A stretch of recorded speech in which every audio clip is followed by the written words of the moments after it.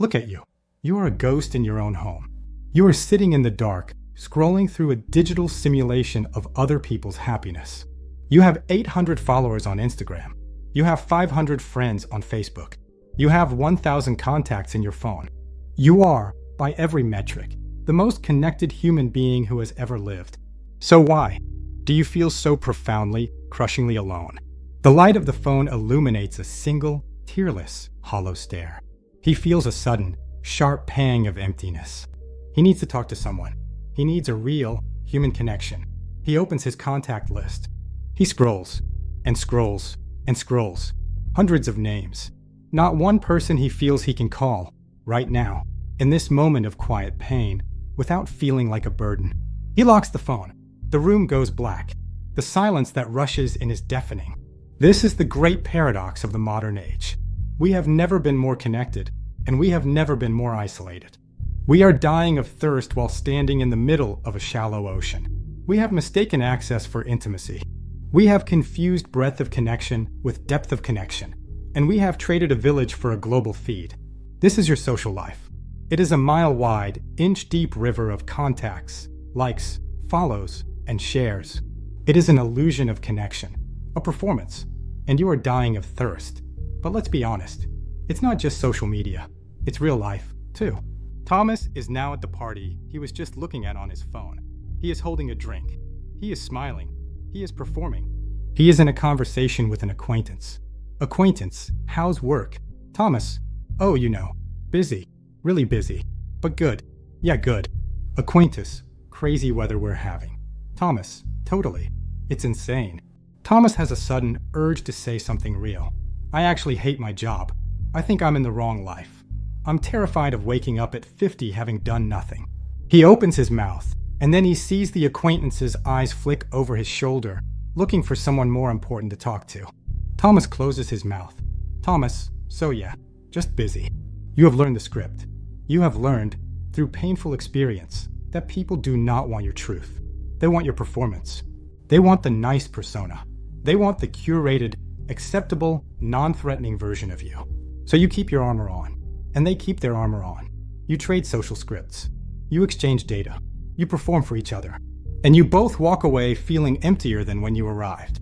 Thomas, back in his apartment after the party, he is taking off his nice clothes. It feels like taking off a heavy costume. He sits on the edge of his bed. He feels more lonely than he did before he went out. It is the acute, painful loneliness of being misunderstood. This is the true crisis, not a crisis of loneliness. It is a famine of intimacy. We are starving for the real, messy, unfiltered, awkward, vulnerable conversations that actually feed the soul. We are terrified of being truly seen, because if we show our full, flawed, shadow self, we might be rejected. And we are terrified of truly seeing others, because their truth might demand something of us. So we all stay in the shallow end.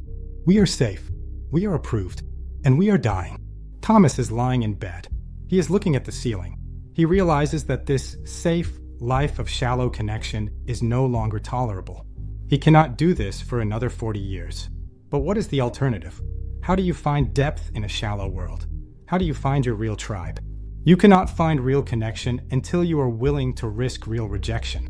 You cannot find your tribe until you are willing to leave the crowd. In part 2, we must confront the price of being real. Tonight, we delve into the profound concept of social decoupling, a pivotal stage in personal growth where authenticity challenges superficial connections. He is holding his drink, surrounded by loud, shallow chatter, tired of the performance.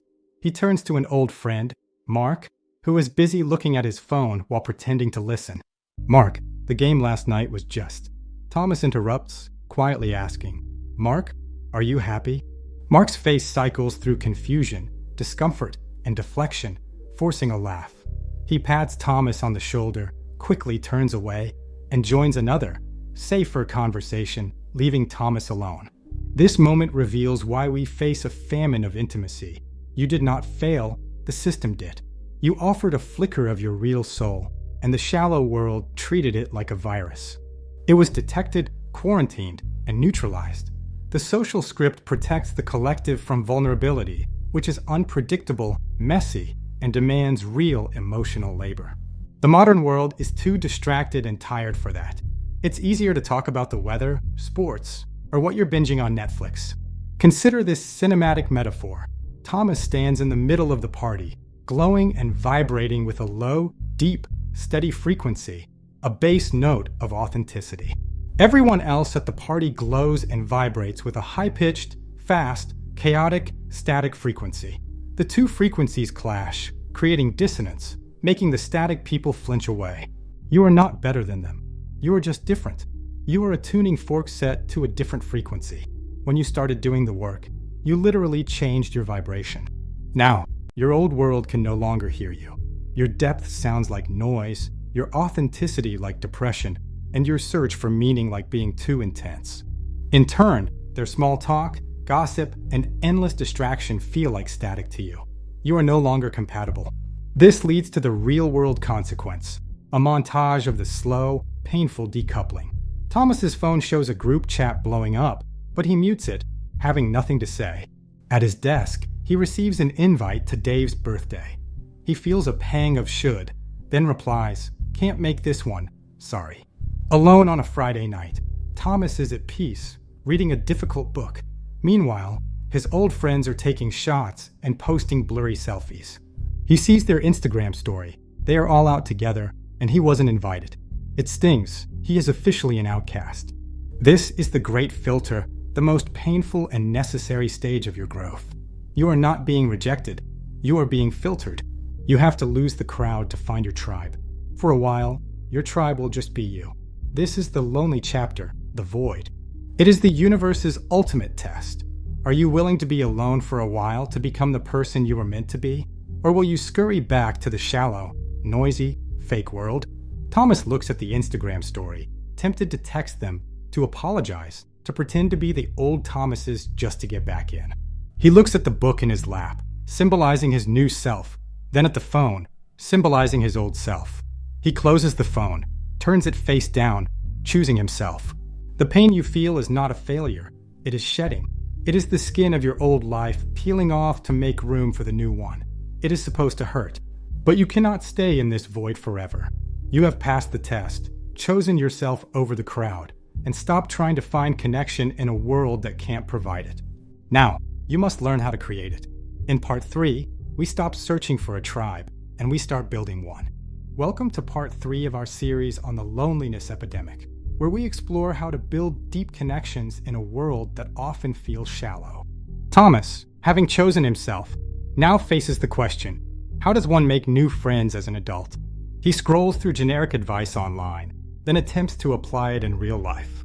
At a networking event, Thomas finds himself in a room full of people performing shallow interactions. The scene repeats at a singles mixer where loud music and superficial attempts to impress leave him feeling alienated. He leaves both events exhausted and hopeless, realizing these tools only perpetuate a shallow world. This is the trap, searching for connection using the same methods that created a superficial reality. This loner cup energy, this constant hunting for a tribe, actually repels the very people you wish to attract. You must stop searching for interesting people and instead focus on simply being one yourself.